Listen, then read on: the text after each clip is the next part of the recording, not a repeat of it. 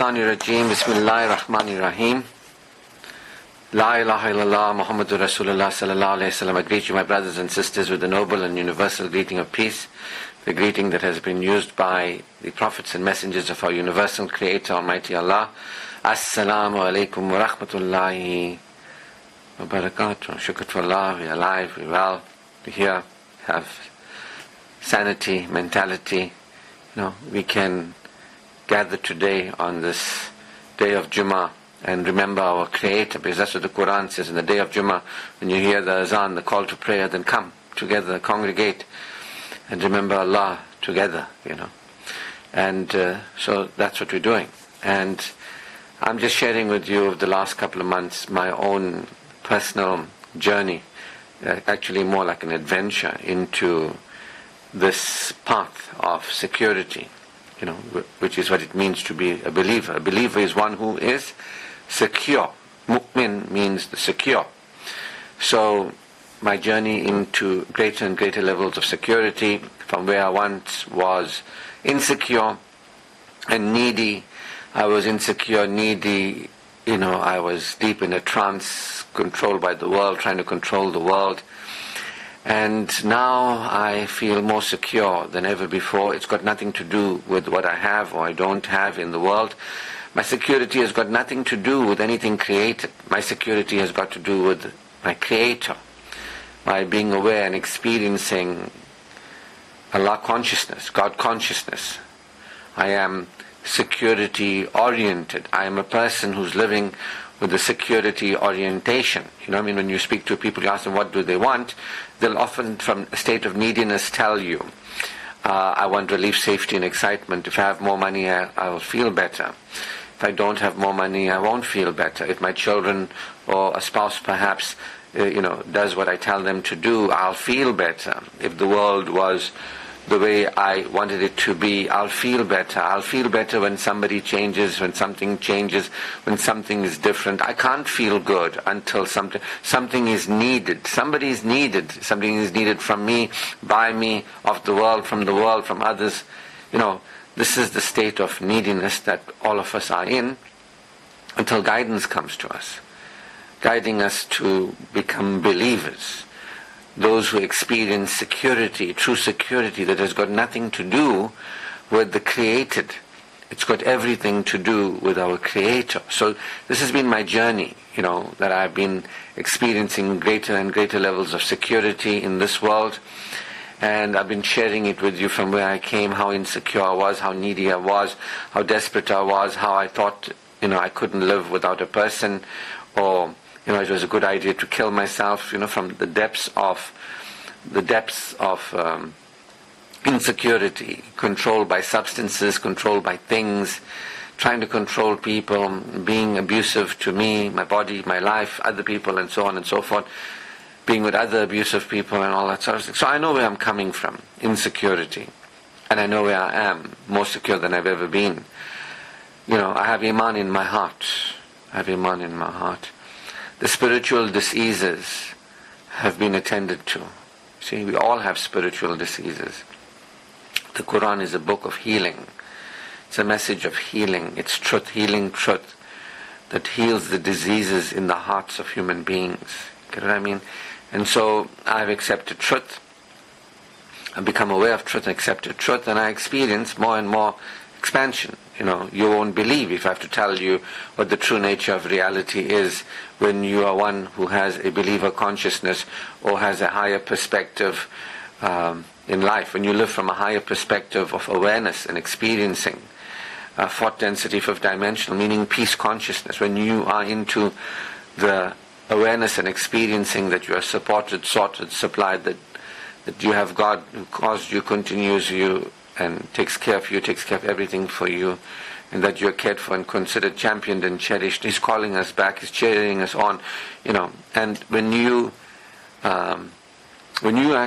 a person actually reverts or submits, when they go beyond duality or plurality, basically when they go into the singularity, when they go into Tawheed, when they submit the phantom self, you have a very different perspective of life. You can't believe.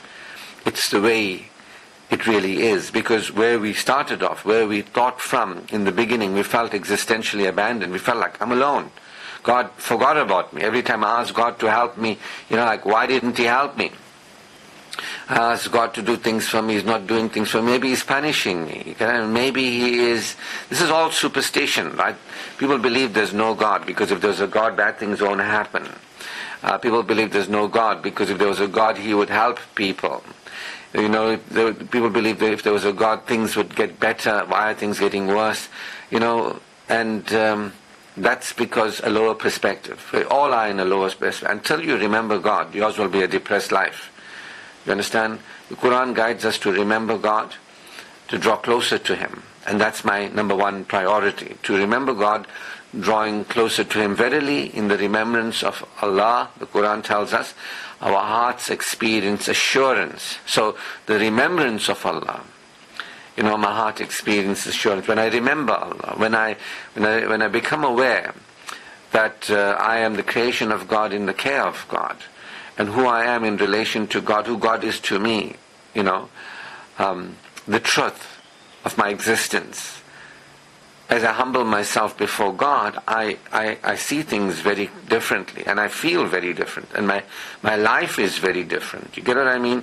Nobody taught me to submit. We were taught to take on a religious identity, and a religious identity that usually comes from India. With the gurus and the pandits and all that sort of thing, telling you should just read this and do this and do that, which is what the gurus and pandits always did. They always gave ritualistic expertise. They always said, come to me, we'll tell you the right way to pray.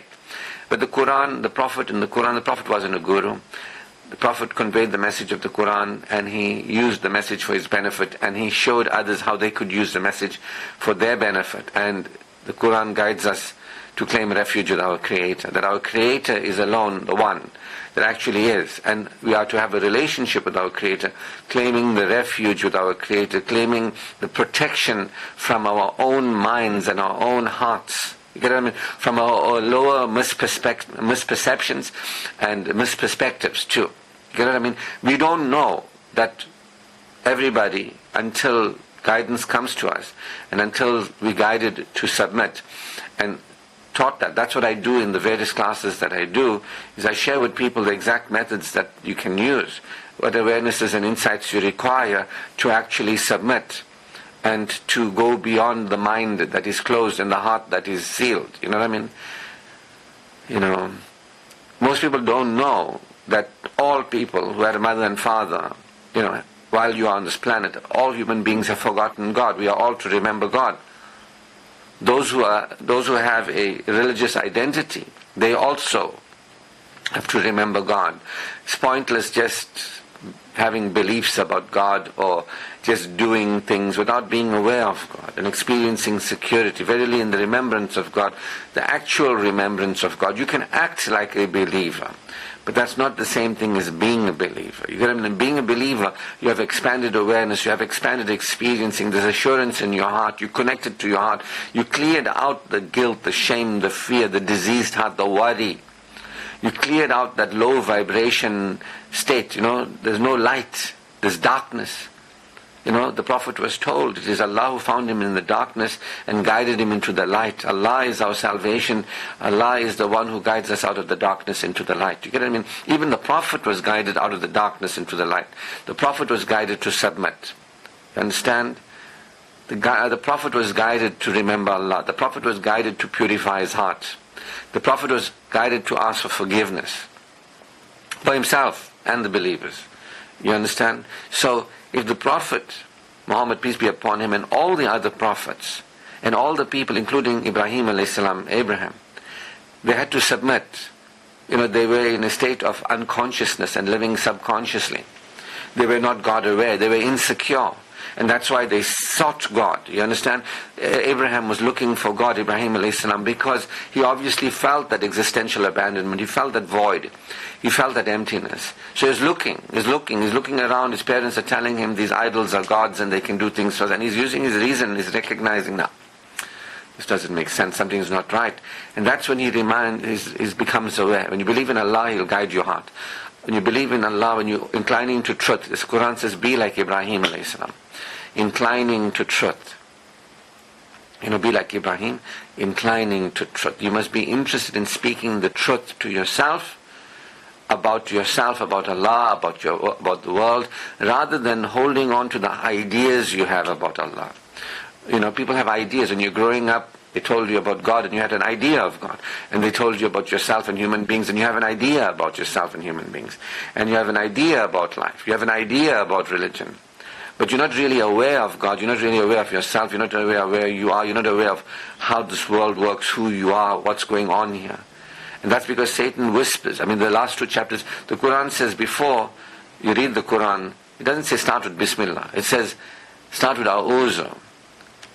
Claim the refuge with God from Satan the accursed. And the last 2 chapters of the Quran is all about I claim refuge with Allah from Satan the accursed. The darkness in the people and the darkness in the land, the darkness that is in those who do dark arts, the darkness of those who are jealous, And then the very last chapter is that I claim refuge with Allah, the source, sustainer, support and satisfy of all the worlds. The one authority, there is no other, the governing presence. Allah, the one that is the God of humanity, from the whisperer who whispers into the hearts. You get what I'm trying to say to you is everybody's mind is closed and everybody's heart is diseased. Do you understand? The Quran even says about those who have that religious identity, they say they believe in Allah in the last day, but they don't believe in Allah in the last day. They fool themselves thinking they fool Allah, but they only fool themselves. In their hearts is a disease. In their hearts is a disease, and that disease is expanded, the Quran says. Woe to those who stand in prayer, but whose hearts lack the smallest of kindnesses. The diseased heart. Those who are astray, the Quran tells us, they're astray and they're left to stray. So there's a lot of religious people whose hearts are diseased. You can actually see it. They're not secure. When you're around them, they don't feel secure. The Prophet said, when he was asked about the mu'min, one who is secure, he said, one whom everybody is safe from. Everybody is safe from. One whom everybody is safe from. Religious people are the most dangerous people, self-righteous, generally speaking. Those who are into religiosity. Those who say they believe, but they don't believe. Those in whose hearts is a disease, and the disease is astray. Those who lie to themselves, thinking they lie to Allah, but they only lie to themselves. Those who stand in prayer, but their hearts lack the smallest of kindnesses. Those who are astray, and they're left to stray, but they're thinking, we are religious, So, shukr to Allah who has guided me. That's what we're talking about here. That there is guidance. And those who receive the guidance will no longer be insecure. And I'm among those who are no longer insecure as much as I was.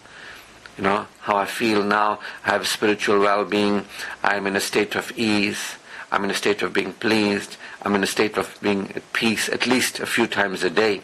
When I remember Allah, I experience assurance. When I experience Allah, I recognize we have what we require. I'm not needy. You understand? If you feel needy in the world to feel okay, if you feel needy on Allah, if you feel needy, you have a beggar consciousness. You don't know you have Allah. The Quran says, in the remembrance of Allah, hearts experience assurance when you remember that you have Allah. The Quran says Allah is sufficient for the believer, adequate, enough. You understand? But there are people who we need more from you, God. We need more from you. I was one of them. So I was speaking to a young man in Stanger when I was there a few days ago.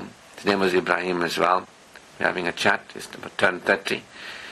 And we're having a chat.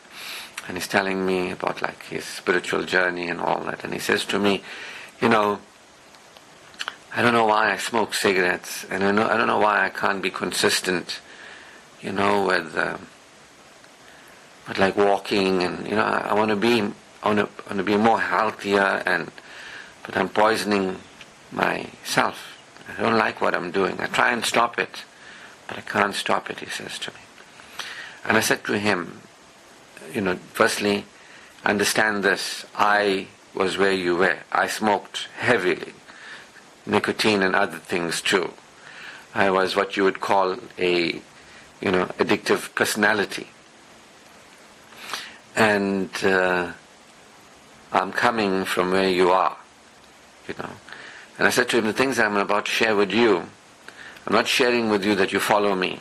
I don't want anybody to follow me. It's not going to help you to follow me. You understand? You got to claim refuge with Allah. From Satan they are cursed. You got to claim refuge with Allah. You got to understand what's going on here. You got to, become aware. So this is what you mean. I said, look, your heart is diseased. Now don't feel bad because my heart was diseased too. In fact, everybody's heart is diseased. The Quran doesn't say, this book is only for a few people whose hearts are diseased. Or this book is it's for a lot of people whose hearts are diseased, but it's not for everybody. The Quran addresses itself to humanity. The Quran is talking to all human beings across time. You understand? That the children of Adam, and Eve, this is for you, all in the same boat. So I said to him, understand this. I'm about half a generation ahead of you. And I've been in the society that you've been in. And I didn't find my answers there. And so you might not find your answers there as well. What I'm about to share with you, I said to him, is not shared that you follow me. I'm just sharing with you what has been meaningful to me that I used. And I was guided, and I am no longer an addict. I don't smoke cigarettes, I don't do drugs. It doesn't take willpower or anything. I'm just at a higher level of consciousness. My heart is no longer diseased. When your heart is diseased, now everybody's heart is diseased, but there's guidance for us to cleanse that heart. Guidance, if you receive guidance, truth, if you're inclining to truth, if you follow in the way of Abraham, if you release attachment to this world. And I was explaining to him, about like addiction is a spiritual disease. Anybody who's addicted to anything is deeply spiritually disempowered. Not to say that if you're not addicted to anything, that you're not spiritually empowered. That you're not spiritually disempowered if you're not addicted. That if you're not addicted, it means that you're spiritually... No, it doesn't mean that. Because you could have money addictions. You could have person addictions. You could have work addictions. Your life can center around the things of the world that people don't regard as a typical addiction. Somebody's life can center around their child, their husband, their wife, their parents, their job, their money, their health. Your life can center around food. You can obsess what you think about all the time, what your life is controlled by. It's an addiction. You could have OCD, like obsessive, tendencies. You think all the time. It's not a biochemical thing as the doctors will have you believe in, because they only believe in the physical body, right? They don't believe in the spirit and the spiritual dis-ease. No medical doctor that comes through the usual training has said there's spiritual disease and you've got to address the spiritual disease, but the Quran says it. And I've lived it. And so a lot of people, they don't understand they have a spiritual disease, their hearts are diseased. They don't understand that. And they don't know that there is to attend to that heart, that spiritual disease. They don't know that. They don't know that. So I said to him, I didn't know that, and you don't know that. That wherever you go for religious instruction, they don't address your spirit, your spiritual state. You are smoking because you're trying to avoid feeling the way you feel. Your smoking is trying to mask your feelings. Your smoking is trying to, you're trying to not feel the way you're feeling. You're trying to change the way you feel. You're using cigarette smoke or using cigarettes to change your chemistry.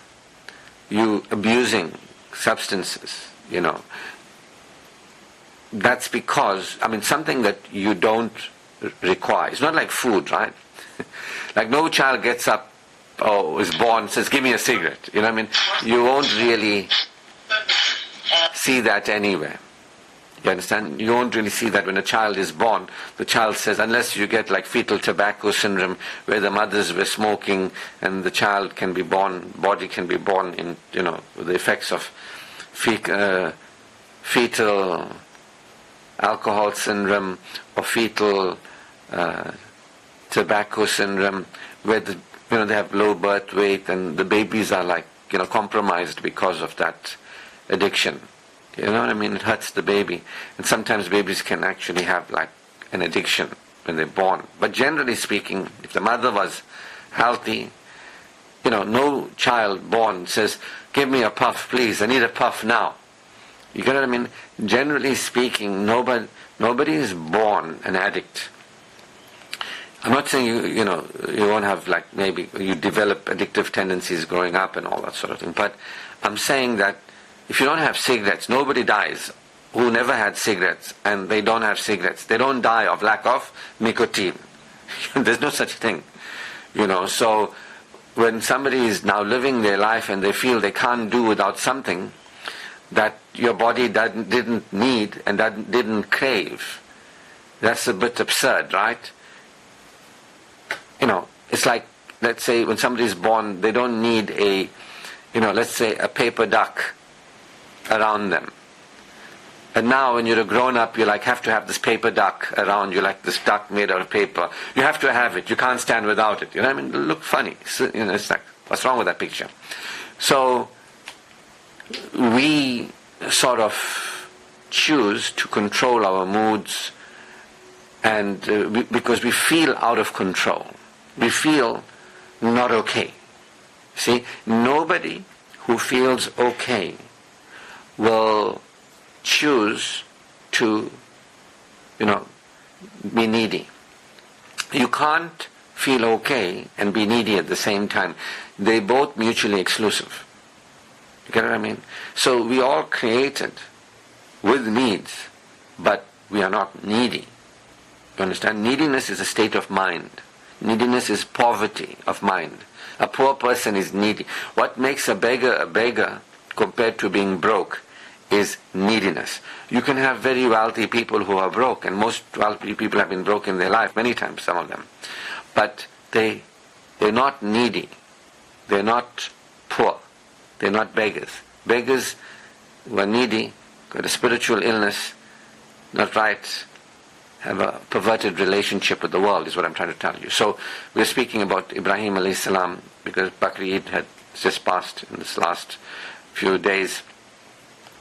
Monday, Tuesday, Wednesday here in South Africa, and today's Friday. So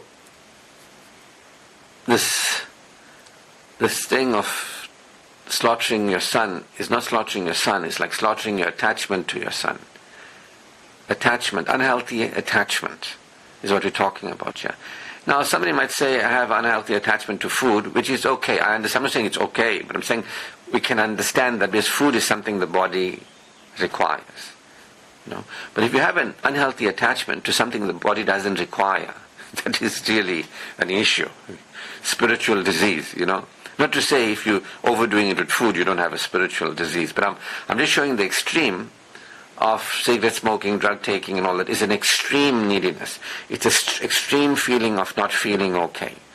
It's not feeling assured. There's a threatened feeling within you. So I was telling this young man, 30 years old, that you haven't had anybody explain to you that you have a spiritual disease. Your behavior, that he was clearly upset about. He was like, I don't like doing this, but I can't stop. I said, yes, you won't really stop until the spiritual disease is healed. When you feel okay without the cigarettes, you'll realize that when you put that thing into your mouth, it's disgusting. You understand? It's not only unnatural, it's perverted, and it's disgusting. Nobody likes being around, somebody who doesn't smoke. If they had to be with a partner who smokes, it's disgusting. If they have to inhale secondhand smoke, it's disgusting. It's an unnatural thing. Nobody goes into a house chimney and starts breathing in that smoke. Smoke is like fire. It's not smoke damage, they say. Smoke damages more than fire in some buildings and all that sort of. The buildings catch alight. Smoke is very dangerous. Not just the fire, the smoke. So nobody just wants to breathe in smoke and think it's lovely. So there are people, it's disgusting. So if you felt okay, you wouldn't do it. If you felt non-needy, if you felt peace, you would realize it's not anything pleasant, it's not anything enjoyable. Somebody might argue, okay, but food tastes nice. I say, okay, I'll give you that. I'll give you that. That, certain things they like sweet, sugar addiction, whatever it is, it's pleasant tasting. But if I told you there's this poison, it tastes horrible, and you say I need to have it, it's a disgusting thing, but I need to have it, it's an extreme. It's an extreme, right? People who destroy themselves with drugs, it's an extreme spiritual disease. So I was telling him that you've been schooled in religiosity, your pundits and gurus have told you what to do, when to do it, how many times to do it, what to believe, what to say, what not to say, who's the right guru, who's the wrong guru, what you should... But they haven't attended to your spiritual disease.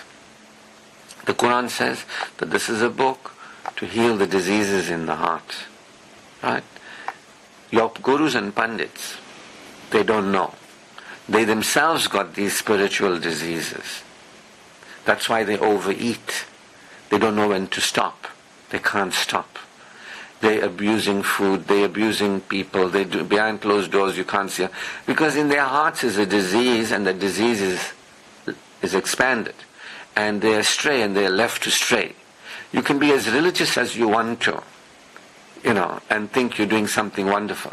If that disease in your heart is not addressed, you have a lower perspective, you live in the world in a distorted state. I was there. You wonder how people do things like, various kinds of sin. Why do people... And sins are things that are disgusting. I'm not saying that in a judgmental way. I'm just saying it's disgusting. People sleeping around with people they don't even know. You know what I mean? And that's disgusting. But there'll be people who'll do it out of excitement and whatever it is. They just... Anybody... there are people who work with very low prostitutes off the streets. We've seen things like this. People that, who often stand in prayer and all that, but they can't control themselves, right? So, spiritual disease is a disease of control, a need. And I was explaining to this guy, I'm not judging anybody. I had a heart that was diseased, and I was out of control myself. Whether that out of control is with your actions or your behaviors or your attitudes or your emotions, out of control. You overreact. This is all indications of spiritual disease. You under-respond, you overreact. This is all spiritual disease. I've been there. I know what I'm talking about. I was in Durban and, coming out of the mall, there's a presenter on the Muslim radio station, big shot presenter, and he's just smoking it out outside the mall because you're not allowed to smoke. He's on his phone and he's smoking. You know what I mean? I'm not judging him. I'm not looking down upon him. I just told my mother, this is the guy you listen to. This is the guy you're listening to, and you can see he's poisoning his body. This is not natural. How can you listen to somebody who's living unnaturally? They can't demonstrate spiritual health. So this is what happens. The gurus and the pundits, they can't demonstrate spiritual health. I know I'm generalizing. But generally speaking, there's no attention given to the spiritual diseases that everybody has. And everybody is harming themselves from that spiritual disease. We all have the spiritual disease. I'm telling you from my personal experience here, right? And I'm not saying that I'm better than who I was, now I'm the best, or I'm better than other people.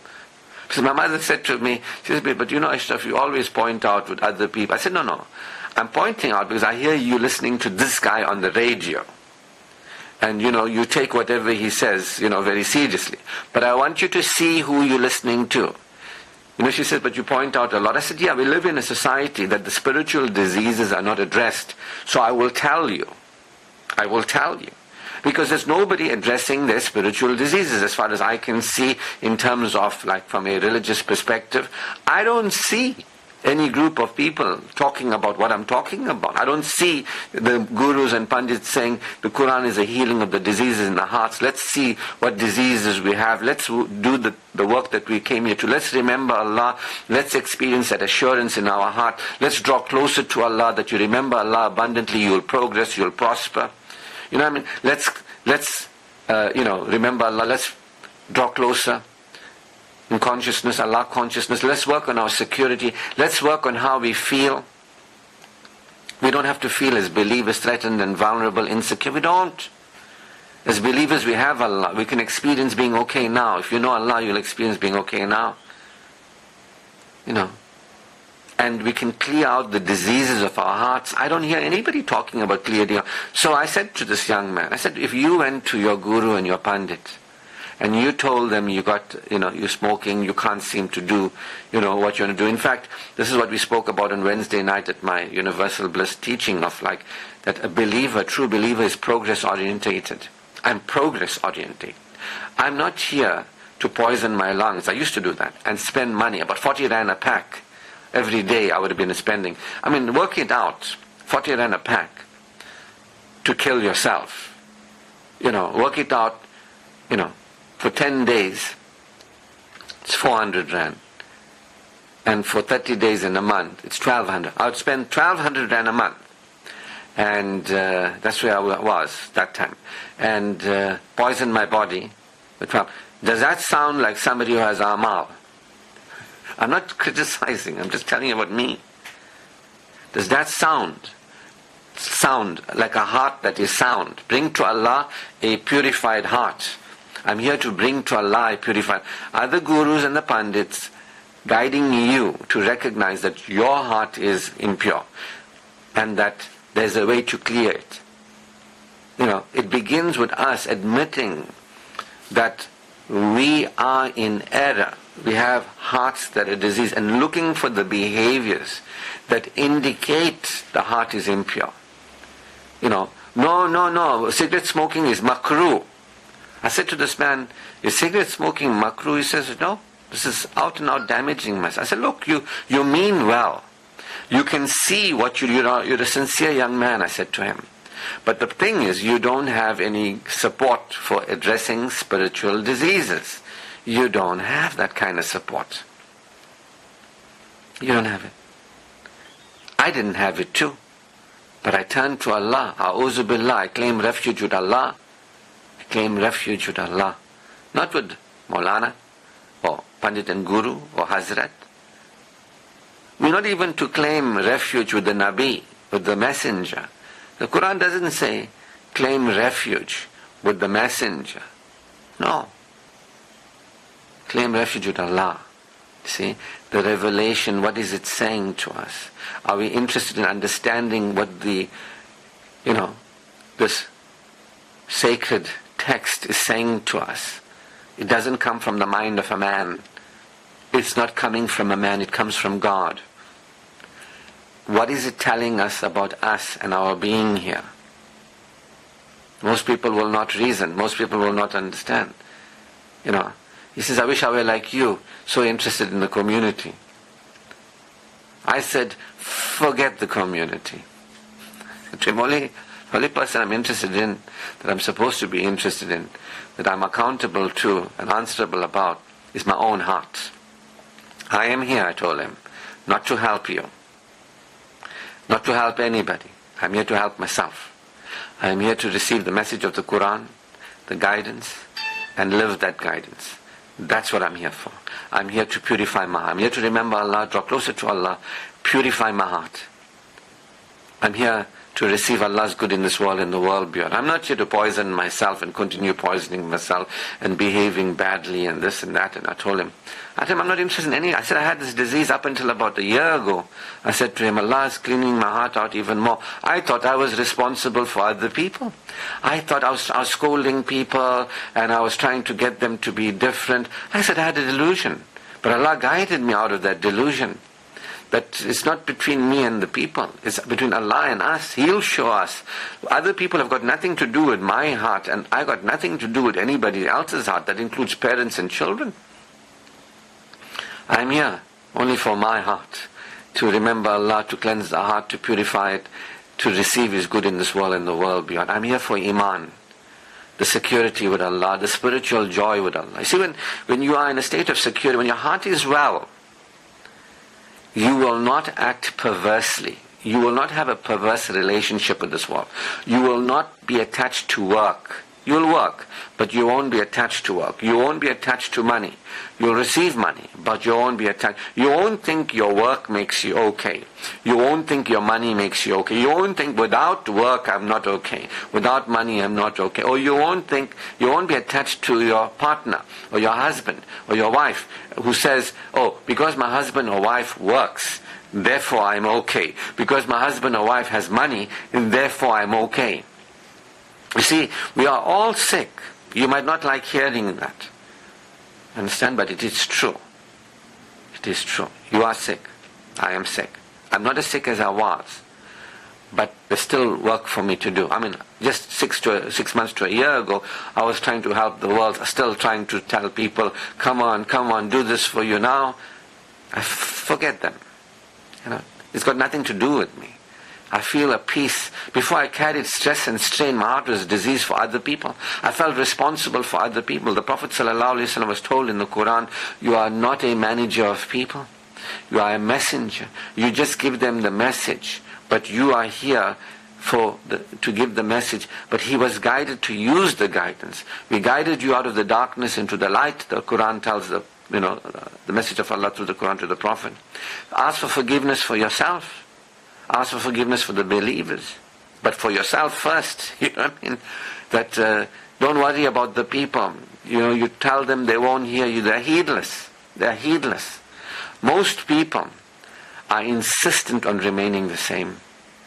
I mean, it took me, this business, my enlightenment, is going to be over 30 years old soon.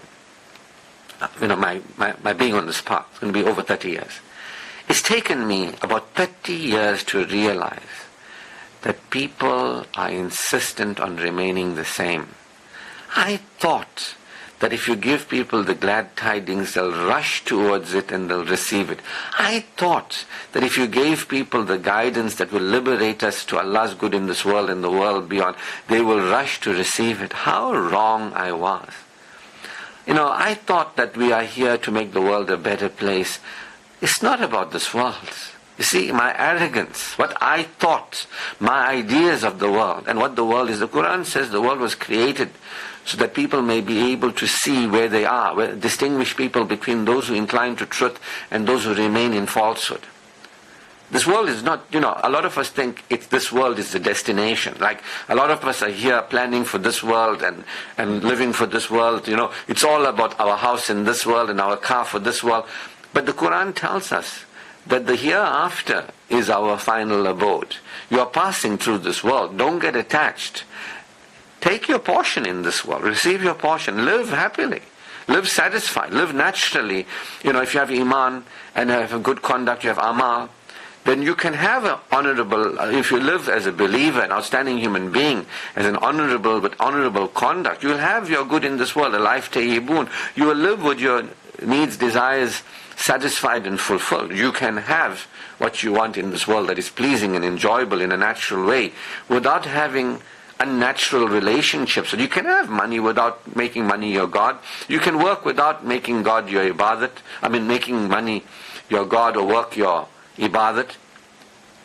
The people, they don't know. They don't know their hearts are diseased. It reminds me of that movie I saw, that the young boy says, I see dead people. I see dead people. Spiritually dead.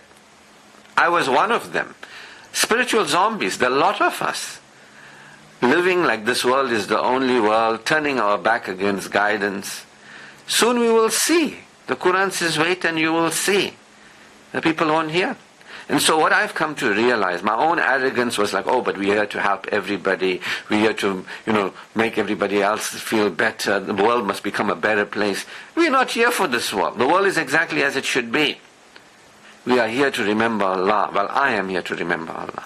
Having forgotten Allah, being in denial of Allah, my heart being diseased, I'm here to purify my heart. I'm doing it. I'm here to receive His good in this world, in the world beyond. I'm doing it. I'm no longer how I was. There's a difference in me.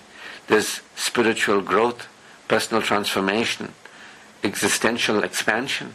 Every day I'm moving to higher and higher levels of living in this world through my death and beyond. You get what I mean? So, I don't blame you.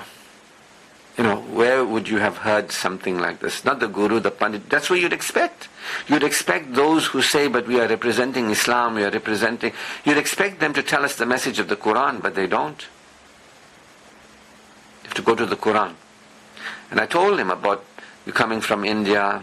And he says, this group and that group, his mother is the Tablighi side, his father is the Sunni side. So he says, I stand for Salami and I go for Gash. And I said to him, you know what, you're thinking from an Indian state. I said to him, my identity is beyond Sunni, Tablighi and Indian identities.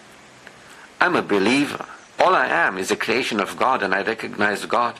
I recognize guidance. I'm here to remember Allah. I'm here to purify my heart. I'm here to draw closer to Allah and receive His good in this world and the world beyond. I'm here to no longer live in a destructive way with me, with my body, with my life, with other people. I'm here to shine spiritually. I told him, you are lost, deep in an identity. I said, I don't even know if what I'm saying to you, you even understand. Because when you're deep in the phantom self, when you're deep in the egoic self, when you worship Satan, when you haven't claimed refuge with Allah, when you don't even know that there's Allah as a refuge, and you're not interested in claiming that refuge, you don't know your mind is closed, you don't know your heart is shut down, you don't know your current perspective is in error, you don't know that you're misperceiving, you don't know your thoughts, you can't trust them. Your ideas, you can't trust them. You don't know that you're compulsive. You don't know that you're living reactive. You don't know you're lost because you haven't claimed refuge with Allah. You understand? I had rock bottom. Best thing that ever happened to me. One of the best things that ever happened to me. In fact, I'm going to tell you something. Everything that I thought was the worst thing that happened to me turned out to be the best thing that ever happened to me. Everything that I once thought was the worst thing that ever happened to me turned out to be the best things that ever happened to me. You know why? Because from a lower perspective, we perceive challenges as problems. We can't see a challenge is there for us to grow. It's Allah's gift to us as an opportunity to wake us up, to take the next step, to learn, grow and develop. We can't see it. So when you are when you worship Satan, when you think something bad is, you can't see that nothing bad ever happened to human beings. It's only when you receive guidance, then you start waking up in your mind, you start realizing Allah created us, He created us in the best of molds, He created us, breathed His Spirit into us, He asked the angels to bow before, all in the heavens, including Satan, to bow before Adam. He favored us, He gave us reason, created us the highest life form on earth. Even told Adam and Eve, don't eat of that tree. You know what I mean? They still ate, and they forgot God. They went into an altered state of consciousness, a trance. And He still gives guidance to humanity. Nothing bad ever happened. Nothing bad ever happened to human beings. So people say, but bad things are happening. No, you can't see it because you're a disbeliever. When you're a disbeliever, you can't see we are the ones who are causing problems for us. This is what the religious people who are lost, they think that, Allah is causing them to be sick. But Allah says, eat like this, have faith, believe, respect your body, eat healthy, eat halal, eat tayyib. Allah is guiding us to live healthily. The people don't respect themselves, they don't appreciate the bodies that Allah has given. They have judgment against themselves. They disregard their bodies. They don't care. When you worship Satan, you don't care about what Allah has given to you, like guidance, a body, a mind. You don't use it when you worship Satan.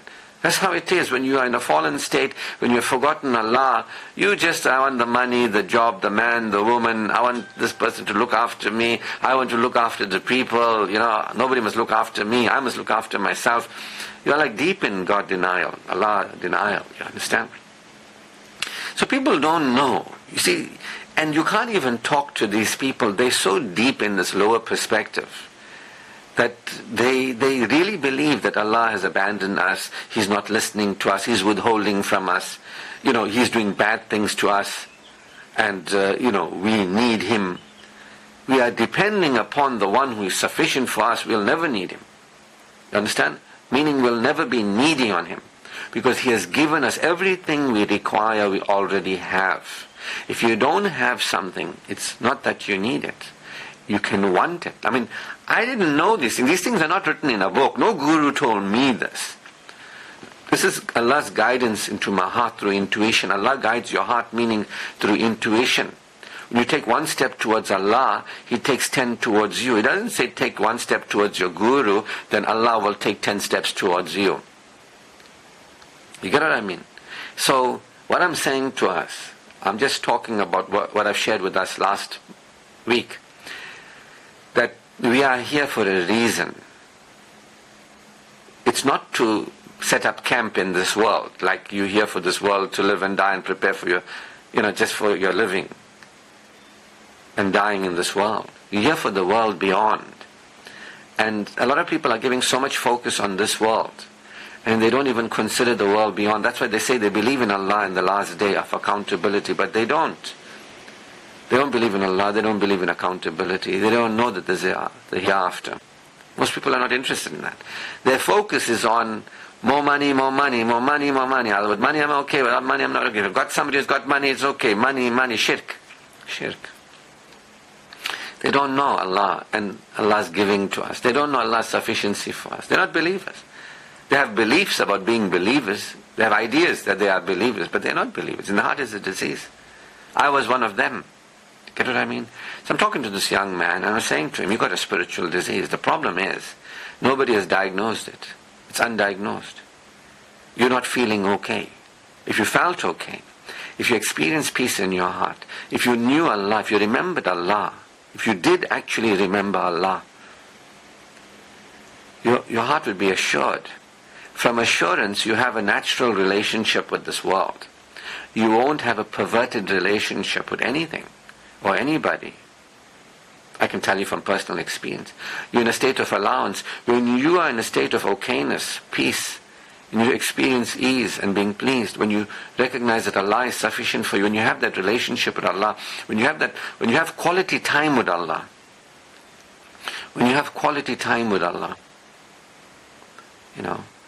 where you actually feel assured and reassured, you're thankful, you're grateful, you understand what happened here. You're thankful for the guidance. If you are not thankful for the guidance, you can't really be thankful. I mean, if you're saying, I am thankful for the car I drive, and I'm thankful for the job that I have. I mean, a lot of non-believers are thankful for the car they drive, the job that they have, the money that they have, their good health. A lot of non-believers are thankful for things that, that they have in this world.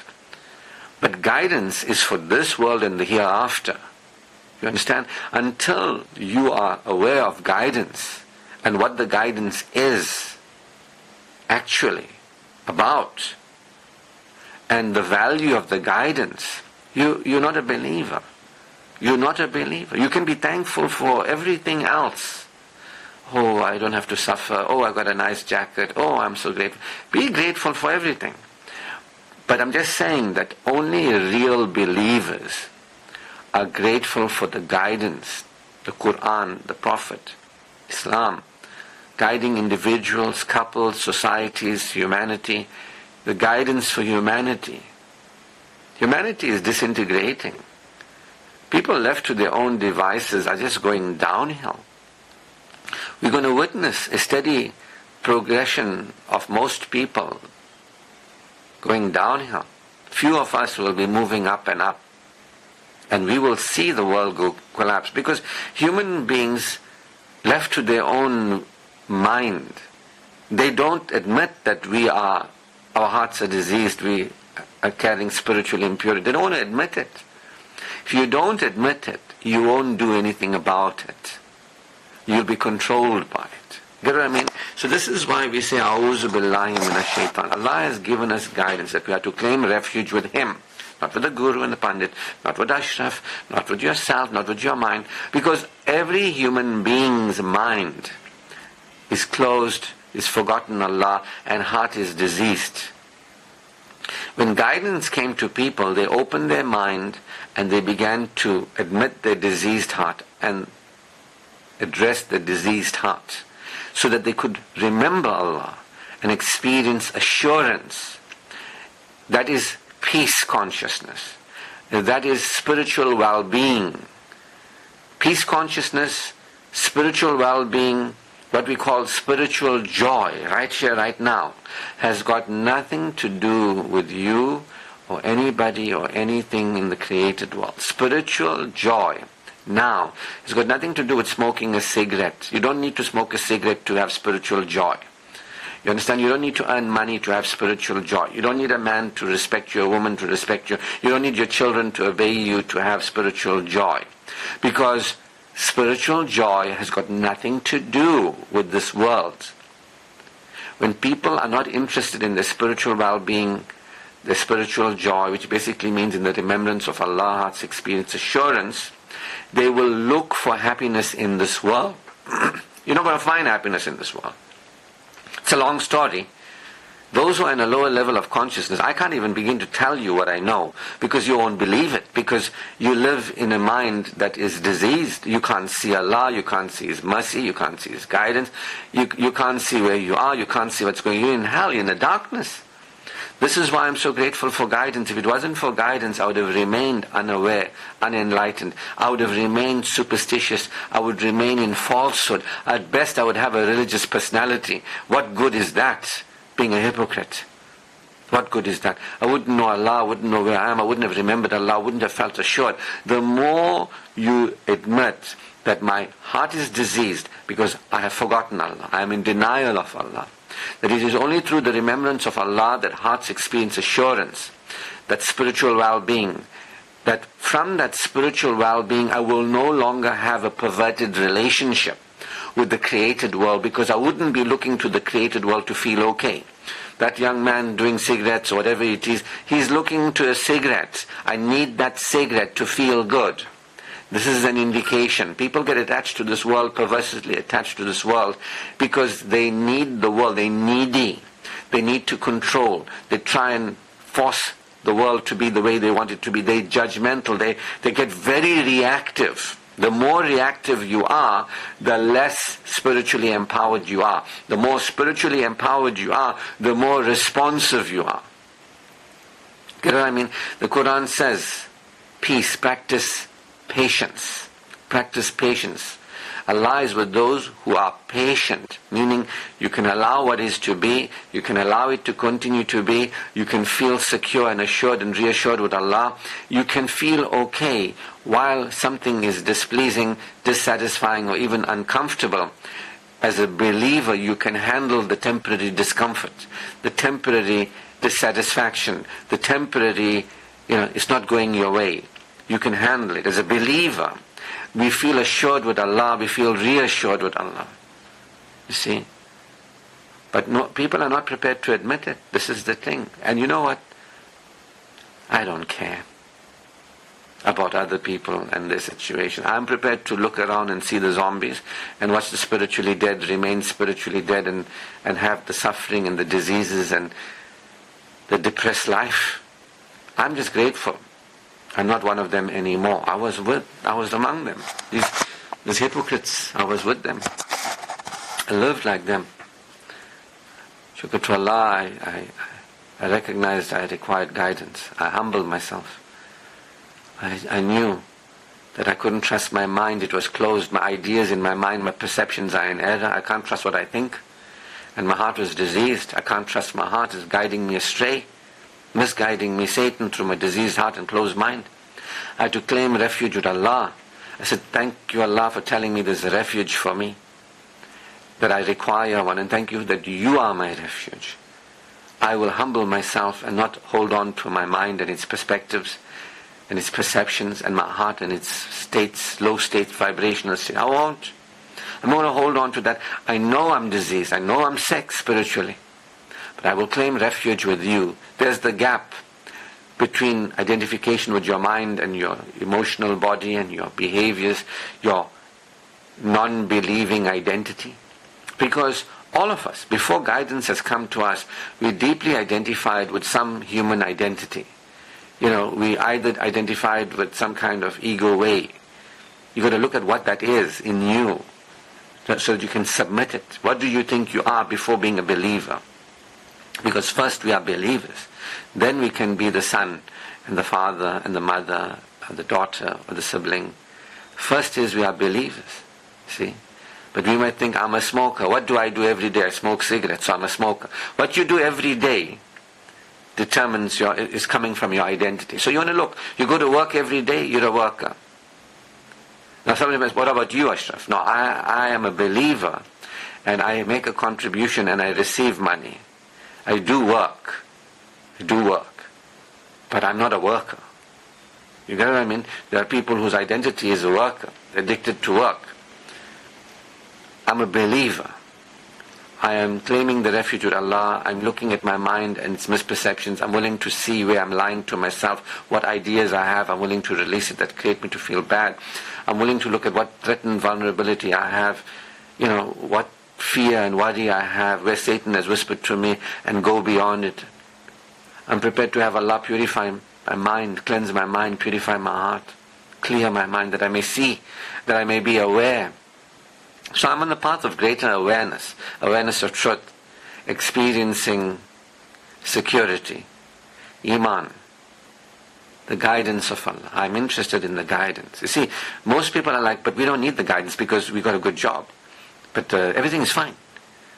But you don't know. You don't know. Taqwa is a different level of consciousness.